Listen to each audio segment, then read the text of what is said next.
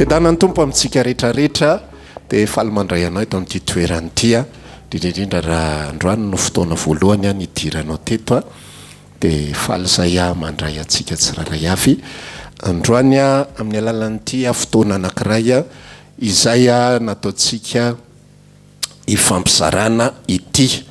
Dia ny loha hevitrintsika zany dia efa io napetraka amin'ny tableau io a, efa fantatrao rahateo a, eo ambany lalàn'i Mosesy sy ny didy 10 ve ny olon'i Kristy. Zavatra voalohany tiako resahana ao anatin'ilay izy a dia resaka lalàna izay nomen'Andriamanitra any Israely. Izy io a dia tany amin'ny 500 taona talohan'i Jesosy zany nomena anazy. Dia nomena teo amin'ilay atao hoe tendrombohitra Sinay. Dia izy io a rehefa nomen'Andriamanitra teo amin'io tendrombohitra io dia ny antony nanomezan'Andriamanitra n'izy io a rehefa nanomboka nandeha ny Israely a namakivaky ny ranomasina mena dia nanomboka nisy problema ny fifandraisan'Andriamanitra sy Israely. Satria ny Israely tsy mahalala le fandehan-javatra hoe ahoana ny fiarahana amin'Andriamanitra, tsy fantatra ry zareo izy zany Jehovah, tsy hainy hoe ahoana. Ary zay nahatonga ny Mosesy ny salasala be sy ny ahiahy be ihany no nirahan'Andriamanitra izy hoe mandehana ianao mankany zanak'Israely dia teneno hoe miala eto nareo ozy Jehovah. Dia izy Mosesy hoe raha andeha hoany a dia ahoana n'inona no lazaiko azy, zavatra tsy fantany akory zany. Dia nomena famantarana Mosesy. Rehefa mena famantarana Mosesy atao any am-paosy ny tanana dia lasa boka, averina any am-paosy indray a dia lasa normal tsara, alaina ny tehana dia atsipy dia lasa menarana, raisina indray le tehana mivadika menarana dia raisina dia averina tehana indray izy rehefa avy eo. Dia tsy fantatry ny Israely hoe inona ny fandehan'ity Jehovah ity, ahoana ny fandehany. Dia ozy izy Andriamanitra ny resaka hoe tsy afaka miaraka tsika fa raha zao ny fandehany a ho aripako amin'ny désert io nareo. Dia natson'Andriamanitra amin'izay Mosesy rehefa nandeha zareo nandeha tao anatin'ilay famakivakiana ny désert dia andao nareo maka eto amin'ity tendrombohitra Sinay ity dia omeko didy sy lalàna nareo fa manahirana be fifandraisantsika. Dia niakatra tao amin'ny tendrombohitra Sinay io Mosesy dia nomena azy ny didy sy lalàna ny fatihanina 40 andro sy 40 alina izy. Dia rehefa fatihanina 40 andro sy 40 alina izy dia nahita mason'Andriamanitra dia ny voan'Andriamanitra moa zany no hitany dia nomena azy ny didy 10 tablety anankiroa dia nomena azy ny lalàna izay misy 340 senjato. Io 340 senjato io 613 ny isan'ny lalàna. Zay no isany lalàna 613 dia mizara roa izy io 365 plus 248. Ity 365 ity aza dia ity 248 ity atovy. Any ety zany milazany hoe aza mataja, aza mangalatra, aza mamon'olona, aza mijangajanga, aza manao zavatra be dia be, aza manao sarin-javatra voasokotra, aza manao zay isan'ny aza rehetrarehetra dia io 365 io. Ary le atovy rehetrarehetra zay rehetrarehetra atovy. Ohatra hoe manamsina ny andro sabata dia tafiditra ao anatin'ity atovy ity daholo. Ity zany amin'ny teny anglisy hoe do dia ity don't. Dia nomena anazy io zavatra io. Zao nefa raha lasaina bava fandeha an'ilay izy. Rehefa nandeha ny andro sy ny fotoana tao anatin'ny 500 taona dia samy nanao daholo ny teo aloha rehetrarehetra, samy nanao. Fa ny fandehany a samy nanao zay saim-patany fotsiny ny olona. Zany hoe le zavatra zay ataony zareo a tsy mifanaraka amin'izay tena ompon'Andriamanitra marina teo ampanomezana an'ilay didy sy lalàna. Dia faharoa manarakaraka an'izay a me mandroso ny fotoana dia tsy hisy mifampiteny aloha le izy fa samy matsapa ihany hoe misy zavatra tsy vita ao anatin'le izy. Ny asan'ny apôstôly manambara an'izay hoe mavesatra amin'ny zareo le izy. Dia ozy izy Paoly amin'izay vakivava tonga mba jerentsika ny Romaina 7 Romaina 7:7 no vaketsika voalohany aminaran'i Jesosy. Romaina 7:7. Inary no lazaintsika amin'izany ho tavany lalàna sanatria zany. Kanefa tsy nalala ota raha tsy tamin'ny lalàna satria tsy fantatro akory fitsiritana didy io a. Raha tsy ny lalàna no nanao hoe aza mitsiritra fa io didy io dia nentin'ny otana ampihetsika ny fitsiritana rehetra tatao natiko. Fa maty ny ota raha tsy misy ny lalàna. Ary za dia velona tsy manan-dalàna fa iny fa rehefa tonga kosa ny didy dia velona indray ny ota ka dia maty aho. Ary ny didy zay natao azona fiaina dia hitako fa natonga fahafatesana tamiko. Fa io didy io dia nentin'ny ota namitaka sy nafaty aho. Zany hoe ny tanjon'le didy zany nomen'Andriamanitra azy dia hitondra fiainana. Zay ny ambaran'i Paoly eto. Didy natao hitondra fiainana. Tia ny didy dia fiainana ny tanjony. Fiainana. Fa ny problema dia zao, le zavatra natao hitondra fiainana lasa nitondra fahafatesana. Lasa nitondra fahafatesana. Zany hoe ohatrany hoe manamboatra zavatra anankiray ianao. Zay daholo moa zany ny ankamaroany zavatra eto amin'izao tontolo zao, eto amin'ny fiainantsika olombelona. Namboarina ny teknôlôjia hanampy an'raha olombelona. Fa azo le izy avy eo tsy mandeha arak'izay ilana azy akory. Ny olona ohatra zany zao manao recherche, hitanareo natongava reny bomba atomika sy ny basy sy ny namany rehetrarehetra reny. Zavatra ny ao am-pon'le olona izay pikariko. Tsy tena ratsy be hoe zary anga tena fomaraina izy indray andro dia ho aripako daholo zay ho azo aripaka rehetra namboatra fitaovam-piadiana. Fa tonga dia raha vao mipoaka io tonga dia olona matapitrisany indray maty. Tsy zay ny tao am-pon'le olona izay amorona azy.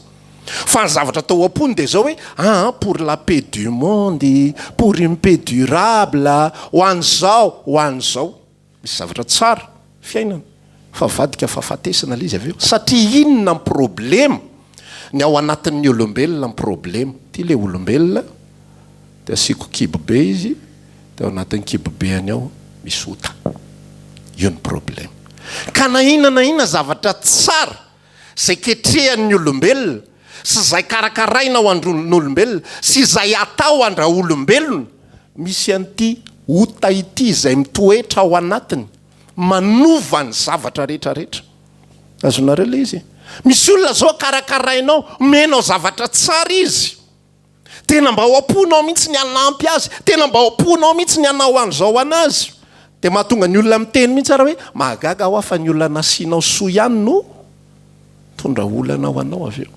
Satria maninona io misy ota ao anatiny. Hozy izy Paoly ny resaka hoe zao izy enge dia zao hoe ota avany lalàna. Tsy ota ity. Dia maninona? Kanefa tsy nahalala ota raha tsy tamin'ny lalàna satria tsy fantatro akory zany fitsiritany zany. Fa io didy io izy Paoly noentin'ilay ota. Zany hoe mipetraka tao fotsiny le ota natory tao. Tamin'izy mbola tsy nalala ny lalàna. Ao le izy fa matory. Petraka ao. Fa tamin'ny fotoana amin'izay no tenenina amin'ny Paoly le didy fahaenina angamba misy an'izy io raha tsy diso hoe aza mitsiritra. Dia nanomboka anketrika amin'izay le ota tao anatin'ny Paoly hoe inona tsara le voambolana teo. Aza maninona? Aza mitsiritra. Ay misy an'izany fitsiritany zany. Ohatra malina zany dia ahoana avy mifandehan zany? Aza mitsiritra ny vadiny namanao. Manomboka amin'izay Paoly mijery vadiny namany. Ary ohatra ny tsara marina izy ity kaiko. Hatramin'izay io tsy hitany satria tsy nisy an'le lalàna. Fa maty ny ota raha tsy misy ny lalàna. Fa ny didy lasa mamoaka an'le izy ao anatin'ny olona. Lasa manaitra an'le izy ao anatin'ny olona. Le izy tsara. Ohatra n'le resako taminao, tsara nge manao recherche. Tsara ny manao fikarohana maro isan-karazany. Fa reny rehetrarehetra reny ihany. Misy hoe natao guerre biolojika indray amin'izao fotoana izao. Io zavatra io resaka atoma, resaka tsy fantatro rehetrarehetra, resaka zava-mananaina rehetrarehetra io manipuleny, manampahaizana daholo dia vadika lasa resaka fitaovam-piadiana daholo indray le izy. Dia ny aretina ihany koa lasa fitaovam-piadiana daholo ihany koa. Tsy bomba sy tafondro tsony fa aretina sy valana aretina indray ny ampiasaina iadina. Satria ninona zavatra tsara omena ny kioto be kibo raha mbola ao mesy ota dia mivadika ratsy foana io. Tsy ratsy ny lalàna. Zay ny tenin'ny Paoly eto. Tsara ny lalàna. Andininy 12. Ka dia masina tokoa ny lalàna. Romana 7:12. Ary masina koa ny didy sady marina no tsara. Fa zao ny tsara ve ary zany ozy izy ny nahafaty aho ty ve zany ny tondra ny tena ny tsara ve ny nahafaty aho isytsika sanatria zany fa ny ota ny nahafaty aho mba iseho ota fa ny tsara ny netiny nahafaty ahy mba ho tonga ota indrindra ny ota noho ny nataony lalàna nadika za teny hafahafa be zany ozy izy hoe ny tsara ve ity ve ny nahafaty aho tsy io ny nahafaty aho fa ity ny nahafaty aho tena vela amin'izay ny didy iseho mba iseho ny ota zany hoe nomena ny didy mba hivoaka le ratsy ao anatin'ny olombelona azonareo le izy mety hipetraka mantsy ny fanontaniana hoe raha zavatra mitondra zavatra fahafa ohatran'izay fa manina zany nomen'andriamanitra le izy fa maninona zany Israely no nasaina niditra nampidirina tao anatin'izany zavatra izay mamoedry zany zavatra lasa mitondra amin'ny zavatra ohatran'izao sy ohatran'izao zany mba hamoahana ny ty ota ity mipetraka ao anatin'ny olona io miraikitra ao anatin'ny olona io fa rehefa mipotra le didy de miseho amin'izay izy mitranga amin'izay le izy tanareo tsotra be zao tsotra be nohatra azontsika raisina ao anatin'le izy tiako moa mandray an'ity ohatra ity fa ty ohatra ity no mitranga eto Madagasikara rahana ny manao maloto eto iny lalàna izay mipetraka iny a raha olona ty madio sy tsy nieritreritra ny anao maloto eo no andalovany iny ny masony de tsy misy impacta aminy mihitsy iny tsisy olana aminy mihitsy fahitanany eo mahafinaritra koa sy ty tanàny tyko misy fandrarana de mahita izy WC public ary mahafinaritra madio sisy fa raha olona izay hafahafa ny ao anatiny sy ny fitezana azy sy zatra manao an'izany rehefa mahita n'iny soratra iny izy ohatra miporotra azy zany eo izy tsy maninona mihitsy fa hitan'le soratra ohatra miporotra nahita n'io soratra io raha mahita soratra izy tsy azo hivarotana eto manomboka mandinika tontolo manodidina amin'izay izy ary ohatra mety mivarotra eto ohatra ny tena be mpandalo be nitsangatsangana teo izy nijorojoro teo izy nandritra ny 10 minitra efa mahita mpandalo zato izy mandalo eo ay fa raha tsy nisy an'iny soratra iny teo de tsy mivoaka ny tany anatiny fa raha le olona anankiray izay tsy mivarotra sy tsy mieritreritra ny varotra no mijoro eo de tsisy impact amin'iny fa misoratra eo hoe tsy azo hivarotana iny za tsy mpivarotra raha teo tsy hitako zay tsy makaty amiko zany resaka zany resakatsika le didy sy ny ota amin'izay ao anatin'le izy tsara ny didy tsara ny lalàna fa ny olana goavana be tsy compatible amin'le olombelona misy ota ao anatiny tsara le izy mety le izy fa tsy compatible tsy mety amin'ilay olombelona satria le olombelona rehefa omena le izy vao mainka izy manao an'le zavatra satria ny olombelona rehefa mpahafantarina le izy vao mainka izy manao an'le izy de ozy izy ny apôstôly Paoly ao amin'ny famarana ny Romana 7 io indrisy olo mahantra indrindra iza no anafaka amin'ny tena an'ity fahafatesana ity verina kely tsika amin'le resaka teo aloha mialohan'ny androsoantsika amin'ny manaraka didy tondra ota tondra fiainana fahafatesana ozy ako teo hoe fa maninona ary zany le izy nomena raha mitondra problème voalohany indrindra amoahana ny ota mba ho ota ny ota fa mpahafantarana ny ota hoe misy ota ny anatintsika any azonareo mba tsy hanamary teny zany tsy mpangalatra de tairina mihitsy le any anatinao any hoe hitanao io fa mangididy be ny tananao no ny hitanao le zavatra misy zavatra ny anatinao any zay miandro topy fotsiny de miseho aloha le izy ny faharoa manaraka an'izay de andao jerentsika amin'izay ny epistely ny Galatianina 3:7-20 ka hatramin'ny 5:20 zao afaka ny teny aminaran'i Jesosy fa fony tsy mbola tonga ny finoana dia voambina tao ambany lalàna isika ka voahidy ho amin'ny finoana zay efa seho aty aoriana ka ny lalàna de mpitaizantsika ho amin'ny Kristy mba ho amarinina noho ny finoana isika fa rehefa tonga ny finoana de tsy fehezin' zany mpitaizany intsony isika resaka jiosy io resaka eo atsika tsy nitaizana tao ambany lalàna fa ry zareo jiosy nitaizana tao dia manazavy paoly hoe ity le resaka ity ry zareo tao daholo ry zareo jiosy ry zareo israelita taranaka jakoba rehetrarehetra no fehezina tao ambany lalàna ty le lalàna izay mangeja azy sy miazona azy ao dia izy paoly hoe rehefa mbola tsy tonga amin'ny finoana magaga nefa ny Hébreu 1:12 dia mitantara olo finoana be deaibe finoana ny nanaovany Abrahama tsy any finoana ny nanomezany Abela fanatitra zay tsara lavitra noho ny ankainy finoana ny nanamboarany Noa sampy fiara finoana ny elany Abrahama rehefa nididian'Andriamanitra izy miala dia mankanisa finoana ny nanolorany Abrahama ny Isaka finoana daholo ny tantarain'ny Hébreu 1:12 nefa eto Ramsey Paul milaza fa mbola tsy tonga amin'ny finoana na le finoana tsy tonga eo finoana an Jesosy Kristy zay ny tsy tonga eo efa nisy finoana tany aloha le finoana mitondra famonjena zay ny mbola tsy tonga fa ny finoana hanamarinana n'ilay olona tany amin'ny testamenta taloha efa tany dia ozy izy Paoly amin'izay rehefa mbola tsy tonga amin'ny finoana dia fehezina tao ambany lalàna itsika dia nogadraina tao zay moa le fomba filazany azy dia ny 720 voambina tao ambany lalàna tsika ka voahidy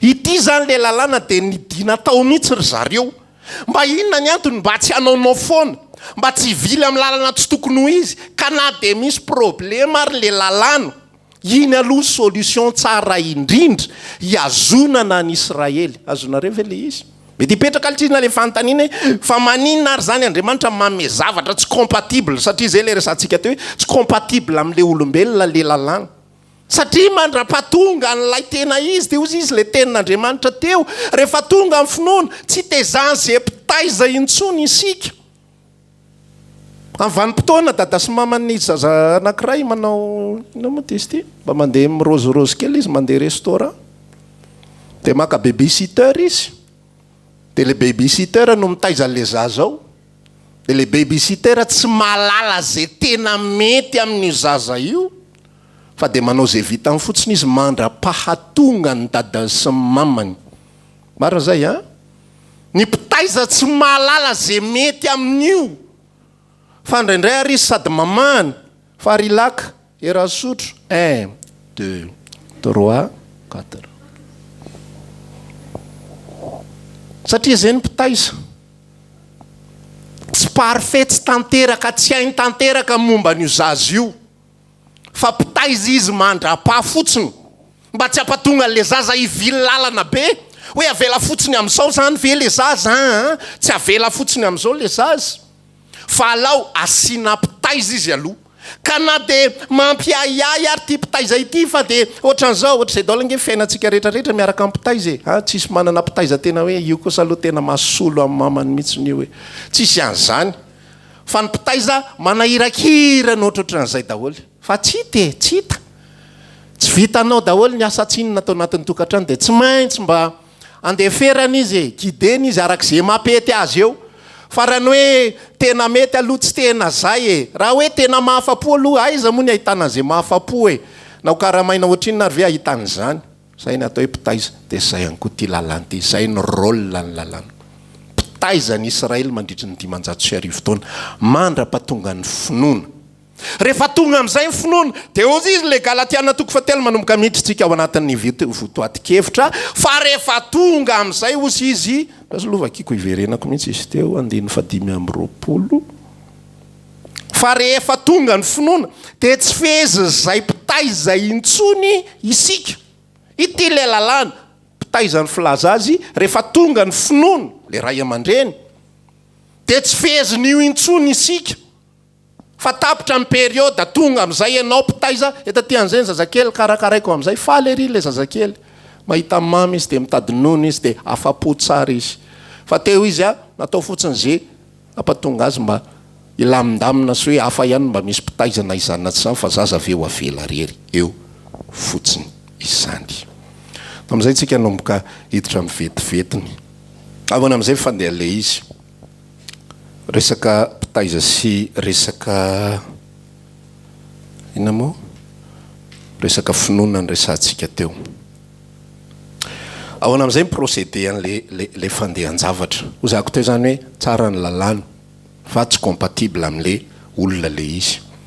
Dia ina ny zavatra nataon'Andriamanitra zay tsy vita lalàna ozy izy dia satria ny nofony nalemy azy dia nitateran'Andriamanitra kosa tamina nomezany zanany ho avitra isolo atsika. Ho zaraiko telo ty tableau ty. Rehefa nandeha le resaka lalàna tao anatin'ny 500 taona dia tsy hita zay vahaolana ho andra olombelona. Ina zany no atao satria ny olombelona tsy mitsahatra ny manota. Misy zavatra tsy mety foana ao anatiny. Dia ny système izay natao sy ny zavatra izay napetraka sy ny zavatra izay azavainy ny Baiboly ao anatin'le tontolo fanompoana dia zao. Ity olombelona ity zay misy fofinainy eo am-bavoriny zay mandehandeha dia nomena an'ilay lalàna mba hife azy Israely ny anaran'io. Zay zany nomena anazy. Ny problema nefa ao anatin'le izy dia zao. Hotsika teo tsy compatible amin'ilay olona ilay zavatra. Io lalàna io dia nomena tao anatin'ny fanekena taloha. Nomena an'ilay olona izay velona, ho an'ilay olona izay ordinaire, olombelona ordinaire. Dia nomena lalàna. Ho an'io olombelona ordinaire io dia nomena io lalàna io. Ho an'ny olombelona hafa ihany koa ny sasany tsy ratsy ty ozintsika teo. Dia misy zavatra hafa indray mba hafahana mifehy anazy foana. Nogejaina foana, nafatotra foana izy zany. Ny sasany indray misy indray ohatra ny fivavahana hafa, boudisme petraka ato daholo zany. Ny shintoisme ato daholo zany. Fivavahan-drazana ato daholo zany. Sy sisa rehetrarehetra dia ho anty olombelona ity avokoa. Fa ny problema reo rehetrarehetra ireo ny tena olana goavana indrindra zany dia zao le fifandraisana amin'Andriamanitra mihitsy. Fiainana eto ambony tany voaregleny ty zavatra ty daholo dia rehefa mijery ianao boky ny lalàna dia fandaminana ny fifandraisan'olombelona tsara daholo voasoratra ao. So dia verinao fa ratsy reny resaka hoe biby fadiana reny, tsara reny. Andriamanitra tena mahita mihitsy hoe jereo fa be dia be amintsika ohatra ny allergique na fruit de mer satria mahery any anaty any zany. Ny henan-kisoa zao misy manao démonstration mihitsy hoe ny kisoa tsy resaka finoana sy sisy efa ty amin'ny 4 taona ry zareo vao mahita zany fa Andriamanitra any alohany dia efa mahita hoe saro-devonina be io hena io. Any Andriamanitra dia efa manazava hoe zao fandehany fa ho an'ny olombelona daholo le izy. Aprindra fiainana. Zay ny antony nanomezana anazy. Ny procédure izay nomen'Andriamanitra amin'izay ho an'ilay olombelona izay tao ambany lalàna, voafatotra ao ambany lalàna. Ositsika le sary teo, ry Paoly menakavy, voageja tao, tsisy ninina azo atao azy fa voafehy tao izy. Ahoana fomba moanan'io dia Paoly mihitsy nitaraina hoe indrisy fa olo-manitra indrindra izy ary ny anavotra ato. Za voageja ny lalàna. Za teo ambany lalàna, tsisy ninina azoko atao. Dia ozy izy ny tenin'Andriamanitra milaza Jesosy amin'izay ny nomena. Inona ny nanomezana an' Jesosy? Ho faty amin'izay. Maty aloha. Hiditra ato amin'ity passage ity reto zany le olona voageja dia tsy maintsy ampidirina ato reto olona ireto. Satria maninona? Rehefa maty izy dia afaka amin'ity. Mangeza irentsika amin'ny Baiboly. Romana 5:1-5. Zao mivaky ny teny aminaran'i Jesosy. Farana piraisina tamin'ny endriky ny fahafatesana isika dia ho tahaka izany koa amin'ny fitsanganany. Fa fantatsika fa nytoetsika taloha dia efa niara-nomboana tamin'ny animbana ny tena niota mba tsy hanompotsika niota intsony fa zay efa maty. Io amin'izay le solution an'le teo ny fafito io. Fa zay efa maty dia afaka amin'ny ota. Le olombelona zany le kiotobe kibony nataontsika teo tsy afaka mihitsy le zavatra ao anatin'ny kibony raha tsy maninona maty izy. Tsy maintsy maty izy. Tsy mety, tsisy ninina azo atao fa mifamatotra ao amin'ny rany ao ny ota. Zay mampatonga ny olombelona tsiraray avy tsy maintsy ho very. Ary zao ny tenin'Andriamanitra zay milaza hoe ny fahafatesana no tambon'ny ota. Le salaire du péché c'est la mort. Rehefa mifamatotra amin'ilay olombelona lay ota dia tsy maintsy maty izy. Zay vao azo esorina le ota. Zay izy vao afaka amin'ny ota. Ahoana ny ampatonga n'ilay olona velona ho faty? de hiala amin'ny ota ka namaty fotsiny amin'izao ary izy a maty amin'ny ota izy de very ihany fa ahoana ny ampatonga lay ota ho faty de ozy izy lay tenin'Andriamanitra amin'izay manambara hoe io Jesosy Kristy io lay olon'i Kristy manomboka miditra amin'izay tsika amin'ilay sujet eto ambony eto ty lalàn'i Mosesy ty ny olon'i Kristy ny olon'i Kristy de ozy izy hoe nampiraisina tamin'ny endriky ny fahafatesany ndao toy izy atsika Galatiana 4:7-10 vadika kely tsy de be loatra le verset fa misy vitsivitsy any na izany ary Galatiana 4:7-10 amin'ny anaran'i Jesosy fa raha izao de tamin'ny lalàna nafatesako ny amin'ny lalàna mba ho velona ho an'Andriamanitra aho ito zavatra ito zany a rehefa maty le olona tafiditra atao amin'ity maty ity le olona de sady maty amin'ny ota izy maty amin'ny ota no maty amin'ny lalàna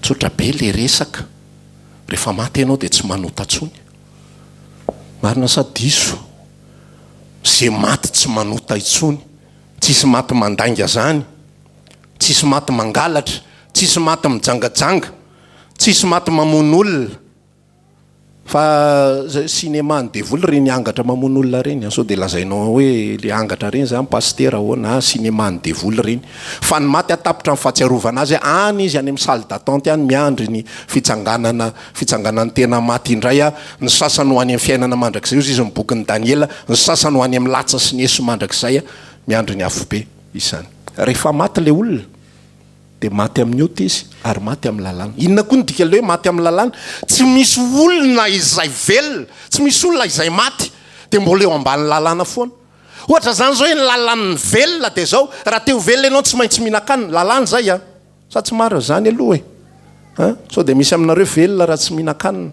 tsy ao ambanin'izay lalàna zay lalàna zany na iza ianao na iza teo velona tsy maintsy mihinan-kanina na iza ianao na iza teo velona tsy maintsy misotro rano fa ny maty tsy ao ambanin'izay lalàna zay tsony fa ny maty tsy mila misotro rano ary maty tsy mila mihinan-kanina ny maty tsy ao ambany lalàna na inona intsony eto amin'ity zao tontolo zao ity ny olona velona takina etra fa tsisy olona sandondona fasana hoe mba hitaketra azafady ty fakturany jiramaanareo a atao amin'ity toerana ity a mba alo avy kely azafady tsy a ny maty tsy ao ambanin'io lalàna io intsony ny maty zay ny tenenan'ny Paoly atao amin'ity Galatiana 4:7 ty raha zao de tamin'ny lalàna no nafatesako ny amin'ny lalàna mba ho velona ho an'Andriamanitra aho ty le olombelona tsy maintsy miditra amin'ny fahafatesana izy aloha raha mijanona olombelona fotsiny ordinaire ny olona de velona ao anatin'ny foana ny ota na ambany lalàna izy na tsy ambany lalàna na angalatra izy na tsy amon'olona izy na tsy jangajanga izy na hiezaka be amin'ny heriny rehetrarehetra ary izy raha mbola olombelona renao de ao ambanin'ny fahotana foana ary rehefa ao ambanin'ny fahotana ianao de ho any fahaverezana ianao satria tsisy toerana ho an'ny fahotana ao amin'ny fiainana mandrakizay Andriamanitra masina be de tsy miara-monina amin'ny ota zay mahatonga le zatovo anankiray nanatona an' Jesosy ndre mandeha de nyresaka taminy zatovo tanora manan-karena de nanatona an' Jesosy hono atompoko inona ny tokony ho ataoko mba hazoko fiainana mandrakizay ho Jesosy fantatrao ny didy aza mangalatra aza mamono olona aza zao manajany raha inao sy sisa onosy lay zatovo zany rehetra zany de efa nankatoaviko hatry ny fony za mbola kely fa inona kay ny tokony mbola ataoko mba hatateraka inona zany ny problema enole zatovo lahy hoe vitako ny zavatra rehetra voasoratra fa eniko misy zavatra tsy mandrimandro any anatiko any ohatra mbola tsy matimatiko lolo a ohatra mbola matahotra hoe ahoana fandehan'ity fiainako ity a raha mbola velona ny ota raha mbola velona ny olona de somy eo ambanin'ny lalàn'ny fahotana izy raha mbola velona ny olona de tsy maintsy izy mbola feheziny io lalàna io ihany ho an'ny Jiosy ho an'ny Israely mba tonga azo ho afaka amin'ny lalàn'ny fahotana de tsy maintsy maty izy zany efaka tsy afaka nofaty ary raha mamono tena vao mainka loza manjoa inona ny vahaolana zany ndrisy olo-mahantra indrindra ozy Paoly izany amonjy amty tena fahafatesany ity misaotra an'Andriamanitra noho ny am' Jesosy Kristy nisy maty teo amin'ny toerako de tsy iza fa Jesosy Kristy io le sary tsy adina hevitra na lakroa izy na hazo mitsangana fa izy maty ny zava-dehibe. Maty Jesosy. Rehefa maty Jesosy dia toy izantsika le Galatiana 2:9 amin'izay. Toetsika namaka 7:10 fa raha zao dia tamin'ny lalàna nafatesako ny amin'ny lalàna mba ho velona ho an'Andriamanitra. Voaombo amin'izay ary aosy Paoly. Miaraka amin'ny Kristy amin'ny hazo fijaliana reto izao ity. Ary tsy izao intsony amin'izay no velona fa Kristy no velona ato anatiko. Io verset io zany ry ava-malala, ry ralatsianabavy dia tsy raisiraisina be fotsiny voaombo. Le voaombo zany tsy dia fantatry ny olona loatra fa tonga dia le tsy zatsony velona. Tsy zatsony velona fa Kristy velona ato anatiko. Tsy zatsony. Jesosy, sao Jesosy, sao Jesosy. Tsy tantaraina be ohatr' izany fotsiny io fa zavatra iainana io. Nisy maty teto dia zao ozy Paoly niara voaombo tamin'io Jesosy Kristy io teo ambonin'ny hazo fijaliana. Ianao zany mila tsapanao sy mila ianao ny anatinao hoe manahoana marina ty fiainako ity fa ny olombelona rehetra izay tsy niara voaombo tamin'ny Kristy teo ambonin'ny hazo fijaliana dia somy eo ambanin'ny fahotana. Ary zay mivavaka dia mbola eo ambanin'ity lalàna ity ihany. Ty tsy nanatao an'ny olombelona fa ny olona maty tsy eo ambaniny io tsony. Zay le resaka teo hoe le 7:10 mbola andao iverenako farany ihany. Raha zaho dia tamin'ny lalàna nafatesako ny amin'ny lalàna. Je suis mort à la loi. Inona ny dikan'izany? Ity le olona velona Paoly no anarany. Nateraka teo ambany zay ma-Israely azy zaho sy taranaky Benjamina, pur sang avy amin'ny Benjamina. Dia rehefa taranaky Benjamina hatry ny fony fahakely vita daholo fomba mpivavahana rehetrarehetra. Teo amin'ny avalona vita ny didipotra. Teo amin'ny tsy fantatro rahalamatoa Paoly vita ny fanolorana, vita ny zavatra rehetrarehetra, vita ny fetifety religiozy rehetrarehetra sy sisa rehetrarehetra. Vita daholo ny zavatra rehetra fa za tavela tato anatin'ity. Ary le olona ny Kristy tsy azongotana maina fotsiny amin'izao ao anatin'io. Andao amin'izay fa tonga nafaka anareo miala tao daholo amin'izay, okizay ny lalàna, okizay ny didy, okizay izao, fanekena vaovao zao sy sisa rehetra tsy azo atao an'izay. Fa raha mbola velona izy, tao jerentsika ny Romanina 7:1 naran'i Jesosy. Tsy fantatrareo va rahalahy fa miteny amin'izay mahalala ny lalàna aho. Fa lalàna dia manapaka ny olona raha mbola velona izy, olombelona dia manapaka soumis à la loi. Raha mbola velona izy dia manapaka azy ny lalàna. Zay rehetra olona velona zany, ity afatry ity zany dia tsy natao an'ny olona velona. Fa zay velona dia mbola soumis à la loi eo ambany lalàna. Ka raha misy olona miteny zao ny lalàna normal be anao raha miteny an'izany satria anao mbola velona. Amin'ny 9 fa ny vehivavy zay manambady dia fiheziny lalàna ho an'ny lahy raha mbola velona ny lahy. Fa rehefa maty kosa ny lahy dia afaka amin'ny lalàna ny lahy izy. Ozy izy ny olona anankiray tsy raha moa za fa ny excuse meny olona hoe tsisy n'izany lalàna zany inge ao anatin'ny baiboly, tsisy an'io resaka ambaran'ny Paoly io. Ka zay mihitsy le izy loi de la nature io zavatra ambarany io.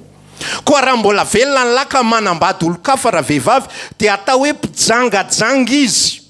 Zany hoe raha ohatra zany ka ianao miaraka amin'ny vehivavy amin'le lahafa raha vehivavy dia nefa ny vadinao mbola velona dia mpijangajanga ny anaranao. Fa raha maty kosa ny vadinao dia afaka amin'izany lalàna izany ianao ka tsy mba mpijangajanga tsony na dia manambady olo-kafa azy. 4. Ary amin'izany koa ianareo ry rahalahiko atao anatin'ny fangejana dia natao maty ny amin'ny lalàna nampidirina tato ianareo mba ho tonga dia efa natao maty ny amin'ny lalàna noho ny tenany Kristy ity miara voaombo amin'ny Kristy teo ambony hazo fijaliana. Ny olon'ny Kristy dia niara voaombo taminy teo ambony hazo fijaliana. Toy izany efa natao maty ny amin'ny lalàna noho ny tenany Kristy mba ho vadiny hafa ianareo dia zay natsangana tamin'ny maty mba havokarantsika kosa ho an'Andriamanitra. andeny fadimy fa fony tao amin'ny nofo isika de filan'io taizay ny etsehan'ny lalàna no ny asa tao amin'ny momba ny tenatsika avokatra ho amin'ny fahafatesany verina amin'ilay tantara tany aloha fa ankehitriny de efa afaka tamin'ny lalàna isika satria maty ny amin'izay ny azonana atsika ka de manompo amin'ny fahavozam-panahy isika fa tsy amin'ny hahelan-tsoratra raha tsorona le tantara de zao ry zalahy reto zany voagejy voagadra emprisonné ao anaty prison ao. Inona nataony Jesosy ho an'ireo olony ireo? Niara-nomboana taminy izy. Zareo mbola en prison fa niaraka nomboana tamin'ny hazo fijaliana. Niara-maty aminy.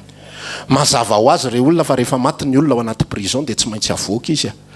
Fa tsy hoe migadra de any andafy any misy lalana hafahafa be mampime ohatran'izany mantsy hoe ianao de olona voasazy higadra 200 taona tranomaizina. De tsy fantatro mihitsy zany hoe inona ny ao an-tsain'le olona mamoaka le didy amandalana hoe raha sendra sanatrisanatria ka tena tody 200 taona ngia de ao foana zany. Zavatra tsy possible mandrak'izay mihitsy le olona ho tonga 200 taona. Rehefa tsy teanao tsy haiko ny fomba fanaon-jareo moa zany eto Madagasikara ohatrany tsy de misy an'izay loatra. Fa tsy fantatro hoe rehefa mamono olona ohatra zany de mamono olona de tokony higadra 30 taona de mamono olona 10 ve zany de lasa 50 taona le olona amin'ny efa 5 amby 30 taona. De ahoana ny eritreretanao mbola velona 5 amby 20 taona io olona io. Rehefa maty ny olona iny am'izay tsy hoe akory misazinao de 50 amby 100 taona ka de mandrapatapitry ny 50 amby 100 taona ao anao fasana izy aloha. De ato amin'ity prison ty ihany ao ihany izy no alevina. Rehefa feno 50 amby 100 taona azo niavany alaina am'izay alaivo am'izay niavanareo fa tapitra ny saziny vita ny 50 amby 100 taona. Le havana amin'io tsisy mahalala tsony fa iza hono zany fa naninona aka tsy manaiky mihitsy ny fanjakana ka la loi c'est la loi. Rehefa voasazy ianao de voasazy. Fa rehefa maty ny olona ao amin'ny prison de maninona avoaka libre izy. De zay ihany koa nataony Jesosy satria nareo tsy tafavoaka ato anatin'ity ary za tsy afaka mamoaka nareo fotsiny terena vaimanta amin'izao satria za de Andriamanitra manana principe de tsy maintsy omeko ny zanako ho avitra mitafy nofo. De atao hoe zanak'Andriamanitra de lay Andriamanitra ny tafiana nofo tsy maintsy ny tafy nofo Andriamanitra. De ho faty de izy maty io de niara-nomboana tamin'ny olon'i Kristy rehetrarehetra. Niara-nomboana taminy de maty de iverenako le resaka teo say maty de afaka ao ambany lalàna say maty de afaka amin'ny ota fa zay velona ihany mbola ao anatin'io rehefa tafiditra ato de tsy ao ambany lalàna intsony. Tsy ao tsony tsy ao tsony na lalàn'inona io la lalàn'inona na le 370 na le didy le lalàna amin'ny aza be de be 570 ositsika na le lalàna amin'ny ataovy zao be de be na inona io na inona akoatran'izay lalàna vilin'ny olona sy avadiky ny olona ohatra zany zao hoe lalàna anankiray hoe aoka ny lahy tsy hanao fitafiam-behivavy de aoka vavy tsy hanao fitafian-dehilahy. De rehefa manao interprétation am'izay ny olona de zao hoe aoka ny lehilahy tsy hanao zipo zay raha larato tsy mahazo manao zipo ianao ary aoka ny vehivavy tsy manao pataloha zay ny interprétation. Mosesy re tsy nanao pataloha zany tsy nanao an'izany izy. Akanjo rebareba be 10 metatra zany ny anjiosy mora be vidy lamba zany amty tsy tsisy mpanjaitra fa tonga de lany sa tsisy carrière ianao raha any mandeha hoe mpanjaitra za tompoko miaraka amin'le machine Saint-Zer tsisy zairina any lamba vidina fotsiny any de miodikodina de any zay mipotra de ohatr'izay daholo mba vazivazy saritenany zany.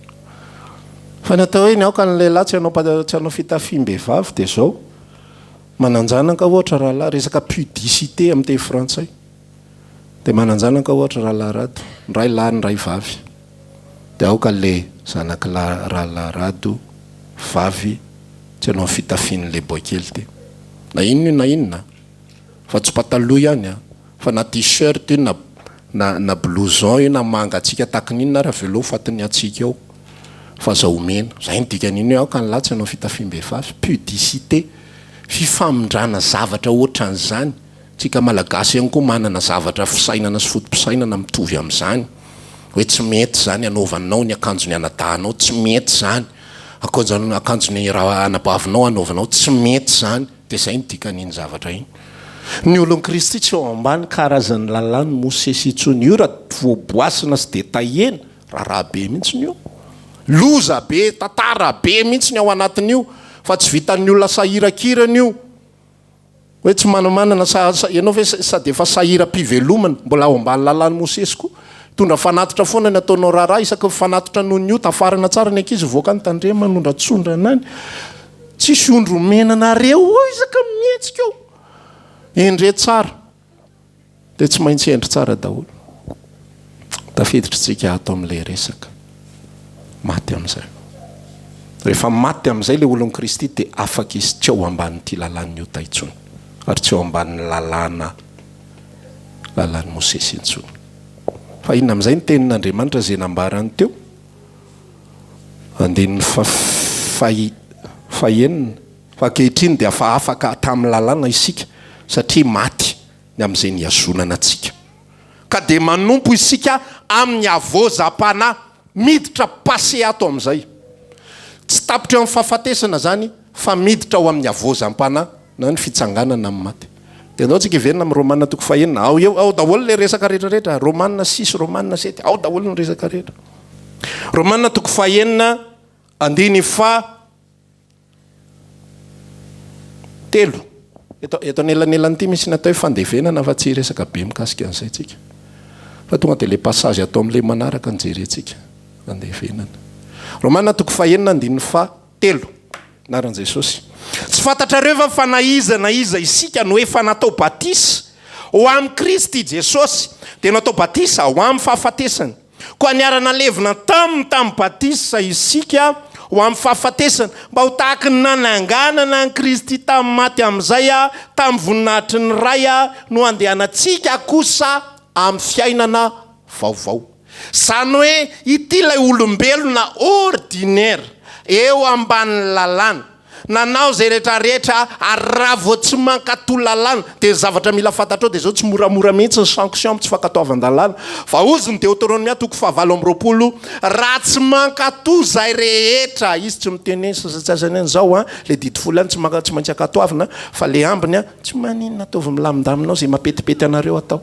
Fa ozy izy hoe sao ny zavatra zay anjoanao raha tsy maharitra mankatò zay rehetra ambarany ty boky lalàna ity ianao, zay rehetra sans exception. Voaoziny ianao an-tanàna, voaoziny ianao an-tsaha, voaoziny ianao zay mampatonga ny olombelona ordinaire raha lasina bafy mbola ao ambany ozona.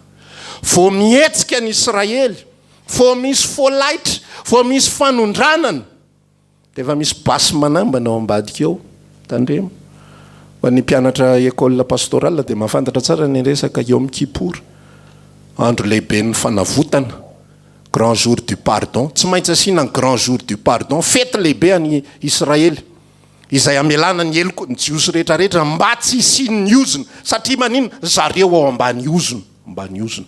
Le olombelona ordinaire rehetrarehetra zay ao ambany lalàna dia ao ambany ozona daholo, ary io misy ozona automatika zay tsy fantatry ny olona akory. Tsy voatery ho fantatra fa tonga dia mitranga fotsiny amin'izao, ohatra tsotra ny ozona automatika dia zao vao ozona zay rehetra manao tsinitsinina ny rainy na ny reniny. Dia nareo mahita ao anatina tontolona fiarahamonina fa misy karazana tanora tsy apozinao mihitsy, tsy mety tafavoaka mihitsy io fiainana io. Izy mahay fa tsy tafavoaka, izy mahay fa tsy mety mihitsy, tsy mety. Manalabaka izy indimy tsy mety afaka ihany, mitady asa izy tsy mety tafavoaka, tsisy ninina mety. Dia arao ny tantarany hoe maninona iny tanory.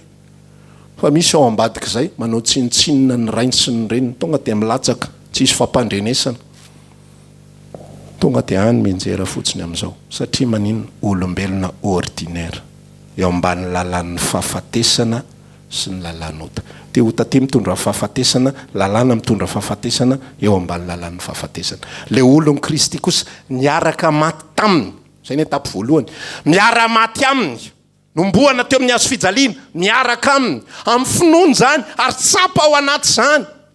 Voavela ny eloko rehetra, voasasany fahotako rehetra, eniko ny fiadanam-poany anatiko any. Raha maty androany alina na raha androany alina tonga Jesosy Kristy voavonjy raha za mitatatata zao ny tonga Jesosy lasa nareo tsy fantatro.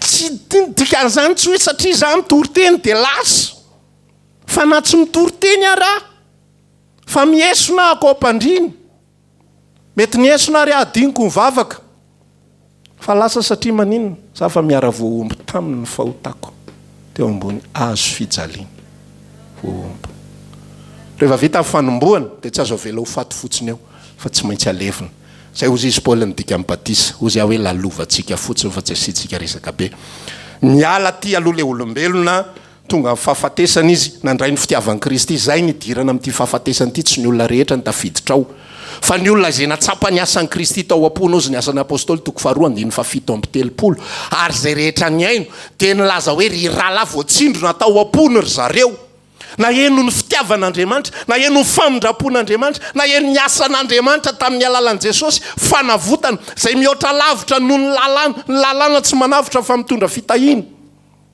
sy mitondra sy miaro amin'ny problema zay ny asan'ny lalàna fa tsy mamonjy nyfanahin'ny olona ho very fa rehefa tonga Jesosy Kristy niara vaomby taminy teo amin'ny azo fijaliana le olona enony amin'izay ny asan'i Kristy tao am-pony rehefa tsapany asan'i Kristy tao am-pony dia niresaka tamin'ny apôstôly izy ry rahalahy eo inona ary zany no ataonay ozy izy Petera nylaza mibeba areo ka samy atao batisa amin'ny anaran'i Jesosy Kristy ianareo ary ianareo andray ny fanomezana dia ny fanamasina fa ny teny fikasana dia ho anareo sy ny zanakareo zay lavitra sy akaiky le lavitra zany le olona izay mipetraka ny lavitra be an Jerosalema kanefa niakatra anatrika pelerinage tao Jerosalema ho any zay lavitra sy zay akaiky le ao Jerosalema ka nanefa fanatson'Andriamanitra anatonazy niara voaombo dia miaraka alevina amin'ny Kristy Jesosy ny alala amin'ny batisa zay ny asa amin'ny batisa fa amin'ny batisa akory tsy fombafomba mpivavahana na hoe antoka azona fiainana mandrakizay tsy voavony zany ianao amin'ny alalan'ny batisa fa batisa dia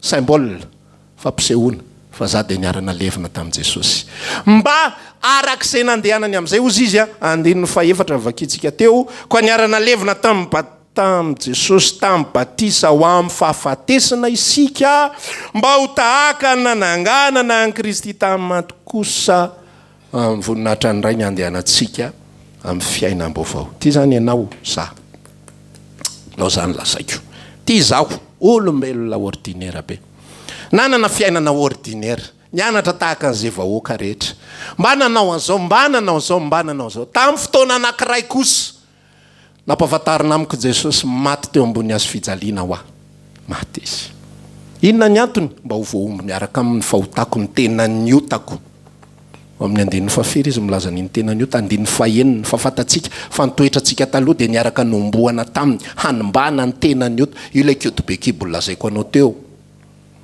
tsy mety maty kiodobekibo tsy maty fotsiny amin'izao na dia Andriamanitra ary Andriamanitra tsy afaka mandany prinsipany izy ka hoe tsy te halalafo zany Andriamanitra mialy kiodobekibo miditra amin'izay faramalemy tsisy an'izany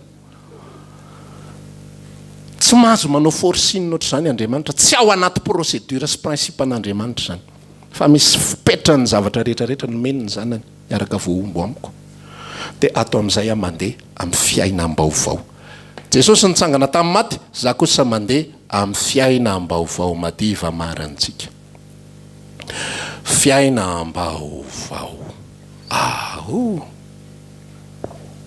ty ary ny lalàna zany voageja sy voazona tato le olona tao amin'ny testamenta taloha niara-maty tamin'i Kristy niara-nalevina tamin'i Kristy miditra amin'izay amin'ny fiainam-baovao zany hoe nidikan'izany dia zao maty tanteraka le olona taloha maty zay ny filazantsara zay mahatonga ny filazantsara io ambarany tenin'Andriamanitra mihitsy no hoe fahadalanany afatafitoinana io an'i Jiosy inona ary zany tantara inareo zany olona maty ko lazainareo fanitsangana tamin'ny maty zay ny nanombo anazy zao fandehan'io fikafika zany rehetrarehetra zany nangalarinareo fatiny demote nitsangana tamin'ny maty zay zany fandeha le izy fatafitoinana ho an'i Jiosy tonga tany jentilisa amin'izay ny filazantsara dia nitoriana Jesosy izay maty sy nitsangana tamin'ny maty fahadalana ho an'ny jentilisa inona ary zany rediredinareo zany tsy mbola nisy maty nitsangana zany hatry zay nisy izao tontolo zao ko nareo mahita an'izay maty nitsangana fa ozy ny tenin'Andriamanitra hoe herin'Andriamanitra kosa ho amintsika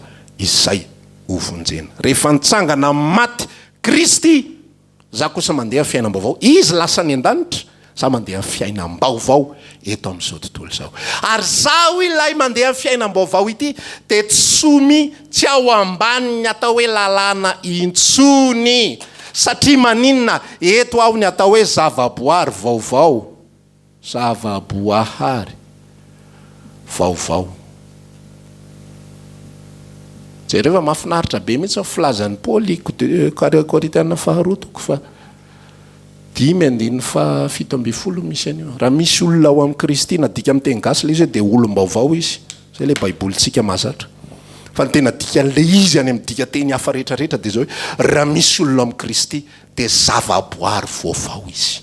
Fa maninona natao hoe zavaboary vaovao? Satria tsisy idirany amin'ity intsony. Ho lafo io. Ho lafo io. Tsy olona ordinaire io. Ity olona ity mila lalàna ty. Ty mila fehezina.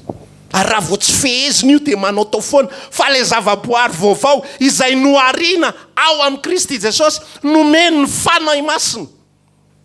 Dia tsy mba mila tenenina akory hoe zaho ny Jehovah-Andriamanitra ka dia aza manana Andriamanika hafa fa tsy izao. Za tsy mila tenenina an'izany. Aza manao sarin-javatra voasikotra, za tsy mila tenenina an'izany. Aza mangalatra, aza mamon'olona, aza mitsangajanga, za tsy mila tenenina an'izany. Satria maninona? Za ato, fa tsy ato intsony. Olombelona ordinaire resahana an'izany. Io ametrahana lalàna. Fa za tsy mila an'izany intsony. Zay le ambaran'ny Romanina 7 eo amin'ilay 9 afaka amin'ny lalàna isika manompo amin'ny avaozam-panahy. Inona tika ny avaozam-panahy? Tonga dia tsotra be, vaovao ny fanahy. Avaozam-panahy, vaovao ny fanahy.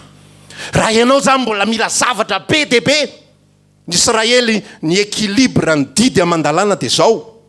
Rehefa mankatoa ianao, dia ahoanao izy? Inana ny voka-tsoa. Raha miaintso mankatoa ianao, inana ny voka-tsoa. Dia tena mahita mihitsy ny Jiosy sy ny Israely.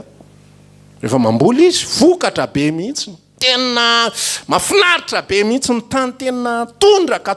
Zay moa ny fampanantenana hoe hoentiko any amin'ny tany tondra-dronono sy tantely ianao. Ary ny tena mahagaga amin'io tany zareo io, tany feno vato izy io. Tany feno aram-bato, vatovato be dia be. Fa dia maniry be dia be mihitsy ny zavatra maniry eo amin'ny tanin'ny Israely. Fa rehefa miodina sy mandà kosa ianao, dia ho lany ny sabatra. Zany hoe ny équilibre izay ho an'le olombelona ordinaire sy ny zava-mitranga ho an'ny olombelona ordinaire, zay hitantsika ihany koa eo anivon'ny fiarahamonina. Fa ny olona ngeky ankehitriny tsy mety mivavaka raha tsy tambatambazan-javatra. Ozy ny olona ozy le mpanontany tamin'ny zananao ina moa plateau tao amin'ny radio maly hoe fa ahoana moa zany ty fivavahana reo ty. Fa ny olona zao rehefa manao zavatra dia asiana fampanantenana hoe raha tonga ao ianao dia zao ny anjoanao dia mahazo an'izao ianao mivoaka avao. Inona zany ny ampanantenanao any olona zany paster zay nambaran'le mpanao gazety. Ho ampanantenainy olona, ampanantenainao inona ny olona teo zay za tsy mananinina ampanantenainan'izanizy. Fa rehefa voarain'ny olona ity fiovana amin'ny fiainam-baovao ity, tsy mila ampanantenana ninninina izy, fa dia tonga izy miaina. Tsy mila tenenina akory izy ianao raha miaino anay ho any an-danitra. Tsy mila tenenina akory izy ianao raha miaino anay misy fitahina misokatra, misy lalana tsy ampoizinao. Zao ny lazaiko anao vovoketo ianao ho tafahoana amin'ny anjara voatendrinao ianao io. Tsy mila tenenina an'izany, satria maninona? Tsy olombelona ordinaire izy. Tsy olombelona ordinaire izy. Ka mila ampitahorinao zavatra zay vao anao, zay vao tsy anao ny tsy mety, le 365 aza. Ary mila ampanantenanao zavatra zay vao anao ny mety, le 248 ataovy zao. Azonao ve ilay izy? Tsy mila ampitahorinao izy zay vao manao ny 365, ary tsy mila ampanantenanao zavatra izy vao manao ny 248. Fa Kristy nanova ny fiainany sy ny fony ao anatiny ao. Lasa zavaboary vaovao izy, lasa mitady ny tompo izy. Lasa mipitarika andrariny le ary tonga foana le rahalahy ty. Ny a misy olona kivy mihitsy ny tamin'izany fotoana izany vao mahita inandray zao fanontaniana petraka ty ato. Inandray zao no tenenin'io androany, fa le ao anatiny mihitsy no miboiboika, mangetaheta, maniry. le ao anaty tonga de tsy miresaka tsy mitarika anao amin'ny zavatra tsy izany fa tsy te hafantatra n'izany akory ary ianao de ozy Paola nyresaka aza vela tononona aminareo akory zany resaka zany resaka fijangajangana izy amin'io aza vela tononona aminareo akory zany zavatra zany tsy zany tsontsika fa efa novainy Kristy isika efa namboariny Kristy isika fa tsy tonga amin'izay etapy zay le olombelona ordinaire raha tsy mandalo fiaraha-maty fandevenana fiainam-baovao amin'ny Kristy voavala fanontaniana ny olon'i Kristy fi ao ambany lalà Mosesy tsia fiainam-baovao amin'ny Kristy ny azy ny fanamasina no mitondra azy amin'ny fiainam-baovao ao amin'ny Kristy amen fa afaka tsika dia avy eo ianao afaka mametraka fanontaniana Andriamanitra ray eo misaotra anao zay ny amin'izay tapany voalohany izay nafanay mifampisara nafanay ny resaka ao anatin'izany dia tsy maintsy misy ny filazantsara satria tsy maintsy toriana manerana n'izao tontolo izao ny filazantsara ary filazantsara dia Jesosy Kristy maty voaomby teo amin'ny hazo fijaliana nanombo anay sy ny fahotanay sy ny momba anay rehetra nalevina ihany koa ary nitsangana tamin'ny maty mba andehananay kosa amin'ny fiainam-baovao tsy hanananay vie religieuse tsy hanananay tsy andehananay amin'ny fombafomba-pivavahana fa andehananay amin'ny lalanao sy izay sitraponao marina tompo dia misaotra noho ny aminao sy noho ny amin'ny fampianaran'ny apôstôly izay nomenao anay aminaran'i Jesosy naovanay sao vavaka sao dia mangataka mba hiasa ny ampon'ny olona ianao mety misy olona nanompo fotsiny mety misy olona nandeha tamin'ny ara-pivavahana fotsiny arak'izay nitezana sy nampianarana azy androany mino fa niasa ny ampony ianao nanoro azy an'izany fiainam-baovao amin'ny Kristy sy ny fahafiaraha-maty amin'ny Kristy Jesosy izany mba handehananay kosa amin'ny lalan'ny fiainam-baovao anaran'i Jesosy amen